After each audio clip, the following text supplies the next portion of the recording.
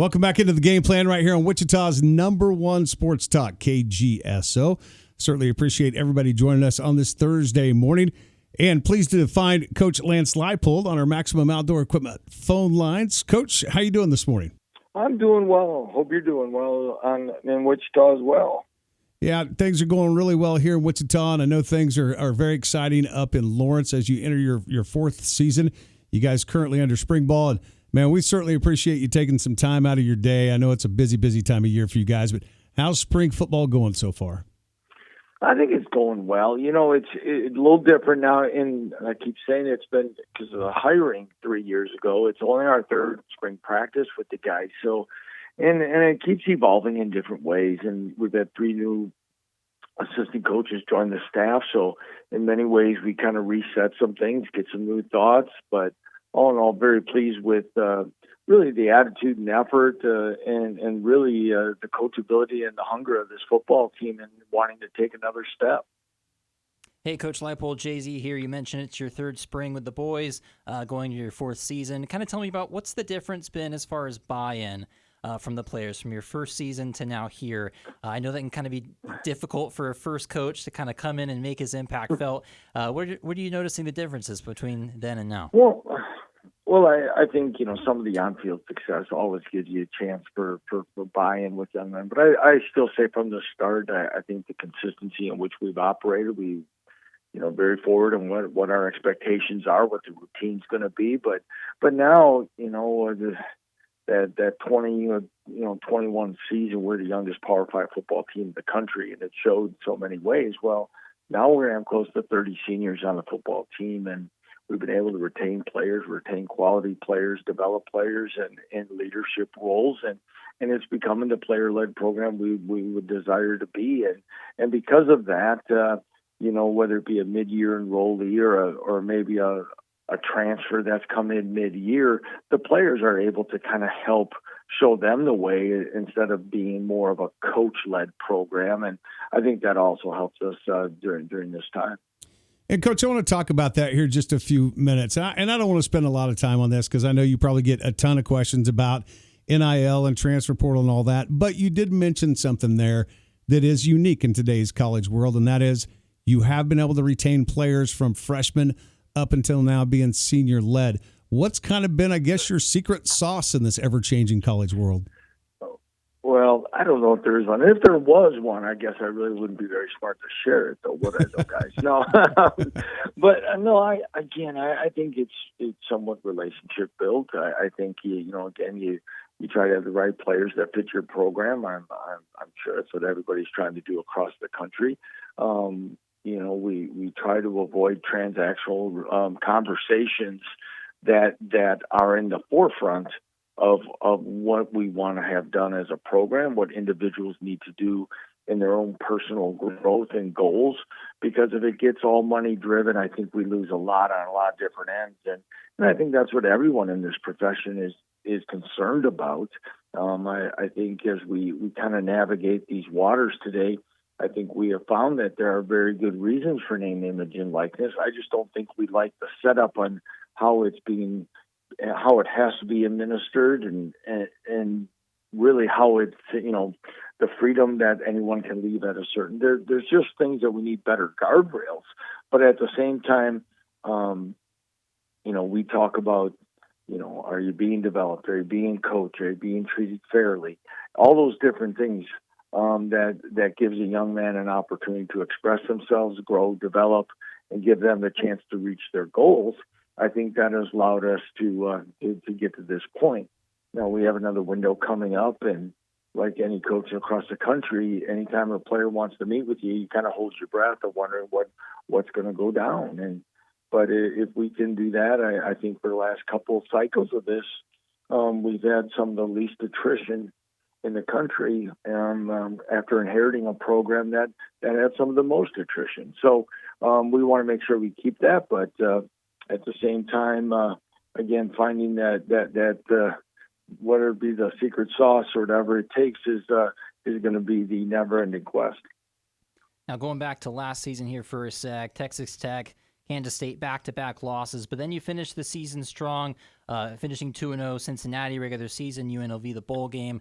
Kind of tell me about how you regathered the troops in the locker room, even though the playoff hopes were far-fetched at that point, and what positives did you see out of those final 2 games? Yeah, you take that, even the final third of that part. We lost Jason Bean.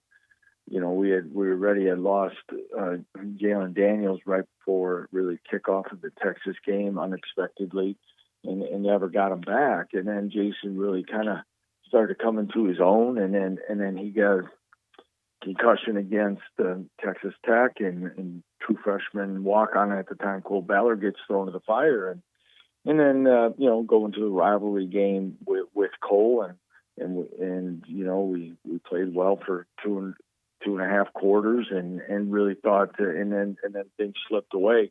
But again, like you had mentioned, we bounced back and played really well on the road against Cincinnati, and then went into that bowl game, and Austin Booker, who was first team all conference player, declared for the draft.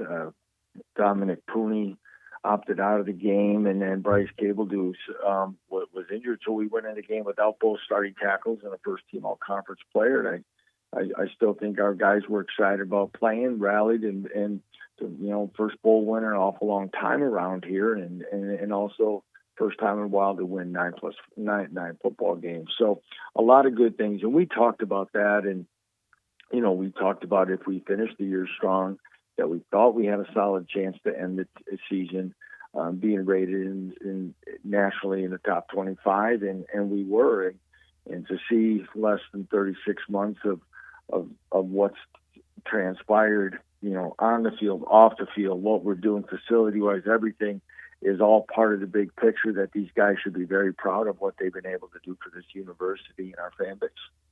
So now you head into this season. By the way, talking to Coach Lance Leipold, head football coach at the University of Kansas, gracious with his time here during spring ball. So now you head into this season, and you got to be excited. You've been around this game for a long time. You've coached at many different levels.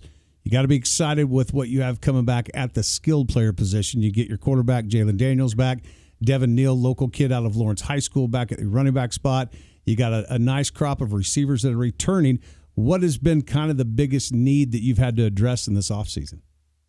Yeah, you kind of go through that, and you have such a veteran crew at those spots that you've said, and you kind of stay healthy and get healthy yet from the season. But we have a new offensive coordinator, Jeff Grimes, new offensive line coach, and Leipold, and we're trying to find that continuity and let them get to know our personnel. But at the same time, we have a lot of Big 12 snaps with some of those players that you were mentioning. So you try to balance that all out. You continue to build on depth in all facets. I think we have 2 outstanding corners, that really kind of complement each other. Kobe Bryant's been, in 2 consecutive years, first team all Big 12. Mello Dotson had a big season last year. So when you go into all that, and I think we have some experience in, like as you mentioned, with positions that we like to talk about in interviews like this, but we've got to make sure we address some of the needs and depths and gaps right now through graduation, or leaving early for the draft for 2 consecutive years at the defensive end spot, that we start addressing those areas and work on being the type of team that many feel we can be. But we got a ways to go yet, and the exciting thing I think the Big 12 has continued to show is that it in maybe much like in basketball and things like that, it is going to be extremely competitive each and every week. And we got to be able to be at our best and give ourselves the best chances for success. Now, Coach, you mentioned Jalen Daniels. He's coming back off of injury. Now, you were a quarterback back in the day in the 80s at Wisconsin Whitewater. So you know not a very good one, though. Not a very good one, though. So to put my playing career and his name in the same sentence, boy, that's not doing Jalen right. But go ahead. I'm sorry. So you know firsthand just how important confidence is at the quarterback position. If there's anything you can share from what you've kind of had some conversations with Jalen as far as recovering from injury and just knowing the expectation when it comes to playing quarterback, what can you share as far as making sure his confidence level is where it needs to be? Yeah, he's such an intelligent guy. He was an academic All-American 2 years ago, and he studies the game. He knows our offense. His biggest confidence right now is and rightfully so, is making sure that his body's cooperating with him, what his what his mind wants to do and what his desires are. I'll tell you, for everything that can go the ups and downs of what happens in college athletics and today's social media, let alone any other just regular media streams of opportunity, this young man has handled everything about it as good as anybody could, really. And he's excited and he's happy for his teammates. He's anxious to contribute again. And I think the confidence factor, of course, is getting out there and play and stay the course and getting him ready, getting him reps. But I think Jalen also has confidence in our staff that we're also going to have his best interest in mind for the long haul. And we've tried to make sure we've shown that to him along the way.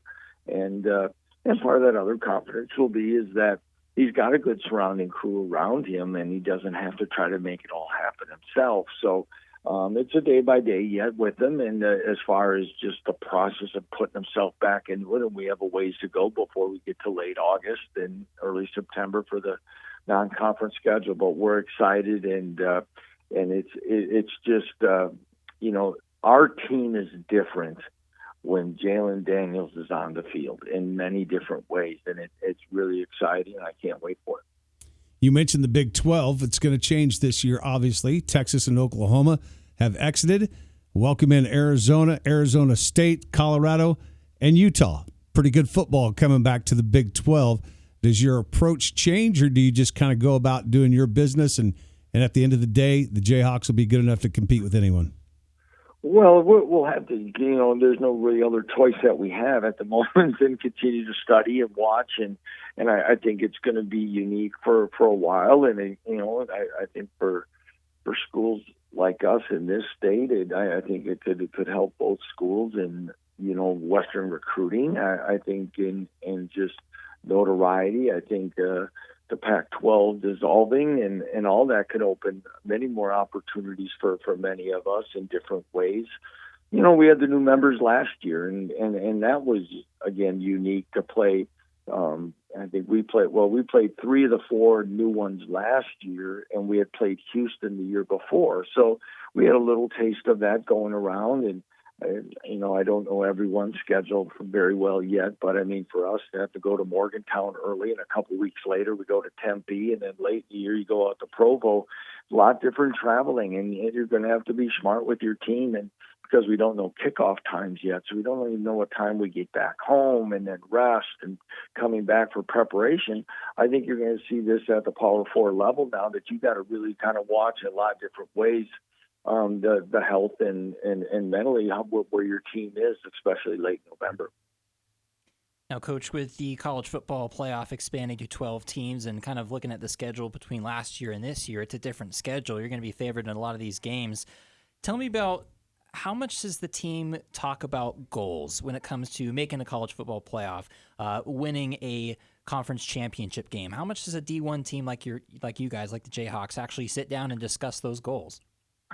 Well, honestly, guys, it's a balance because, especially as you guys know, where this program had been for over a decade, you want to be able to talk confidently and talk about being in those things, but at the same time, when at any level, let alone working with 18 to 22 plus year old guys, is that you got to make sure you're worried about today and getting a little bit better today than yesterday, and you're worried about the game that's on the schedule this week. But I said something to him late in the year about when you had mentioned about those last couple games. We talked about finishing strong and what it could do.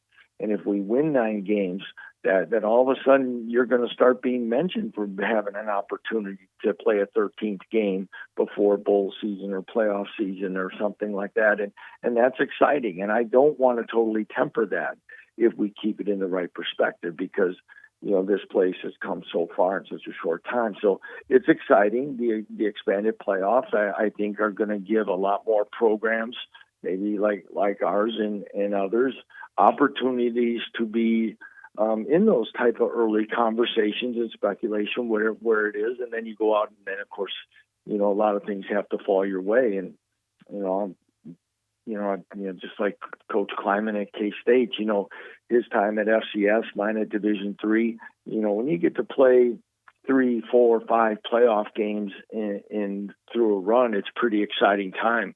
But even when you're fortunate to win it and win those, you also know you need maybe a little luck and a couple things to go your way to persevere through that extra length of that second season, just like you see in March Madness. So it's exciting. I think it's going to be good. I think it's going to continue to tweak itself in many different ways in college football. But I hope it is all for the positive, and I know it will be right now for the Jayhawks. Coach, we had this conversation last year, and I told you I thought one of the coolest things in the world was you had players that stood up when you guys kind of revealed all the renovations that are happening. You had players that aren't even going to get to play in those facilities stand up and talk about the good that it's going to bring to the University of Kansas. And that says a lot for you and your staff and what you've been able to do as far as making sure those guys actually love their school and where they play for. Now all the construction has started. You're not going to get to play home games in Lawrence. You're going to have a couple at Sporting KC. The rest of them will be in Arrowhead. How are you going to be approaching that when it comes to this season? Well, right now we're battling it. Right now we've located our coaching, really our day-to-day operations out at Rock Chalk Park. Where our track and soccer and softball teams are housed, and they've been gracious to let us get in here. But at the beginning of the day, we're at the indoor. Our players work, just all in one-stop shop in the indoor. We eat in there. We set up, take down. We got to do a lot of different things. And the guys have been outstanding. I couldn't be more proud of how they've handled being displaced. And I think one of the small things, guys, that really helped with that is what we were able to do last year in the renovation of our locker room and our weight room. And they saw the difference when it was updated, done first class. The investment was made. They were rewarded for their efforts. And we're not going to be able to play in the stadium. But, their goal is right now that a renovated Anderson Family Football Complex will be pretty much 90 to 95% functional for most of the team, for most of our activities and meetings, in August. So they'll get the benefit of some of this thing, of some of these main things, the things that they deal with, yet this season. Now, the game part, that's tough, but when you had a chance to tell them they're going to play in an NFL stadium in Arrowhead, home of the back-to-back Super Bowl champs, the guy is same thing in recruiting. Guys' faces light up. They think it's pretty cool. So, we're going to make the most of it. It's going to be maybe a season of 12 away games, so to speak. But it's all going to be for the better, and we've got to make it work. And we're not going to use it as an excuse. Well, hey, I would think that, when you do bring recruits in this season, being able to walk them past a couple of Super Bowl trophies, maybe showing them, this is where Patrick Mahomes warms up, this is where he plays. That's got to be some type of an advantage, I would think. Well, I don't think it'll hurt, I don't think. I guess we'll find out. But there are some things, and who knows, what everything that keeps evolving, what's down the road is something like this. We greatly appreciate the relationships and the two stadiums and owners and everyone in their organization were able to work with us on this to make it happen. So who knows where else it could be, and you never know where you get to. If they ever move conference championship games again, or you get into something else that makes it attractive to use one of these facilities. And again, from where we stay the night before the game, it's not going to be any different travel really for us than it is to come back to Lawrence. So I think we'll be able to operate, and once we get through it in a fine manner, once we get through the first time or so. Well, Coach, we really appreciate you taking some time. I know springtime is busy, especially once you get into spring ball, but I got to tell you, we've got a lot of Jayhawk fans that listen to this show, and they reach out to us quite a bit and say, hey, when are you going to get Coach Leipold on again? We certainly would love to hear from him. So I know that your fan base here in Wichita appreciate you taking the time and being with us this morning. We can't thank you enough. Best of luck this season and during spring ball. Well, thank you guys. Greatly appreciate you reaching out and asking. Let's do this some more. Be glad to do it for our Jayhawk fans out there, and appreciate the opportunity to talk about our program. Anytime, Coach. Appreciate it. That's Lance Leipold, head coach for the University of Kansas. We'll be right back right after this.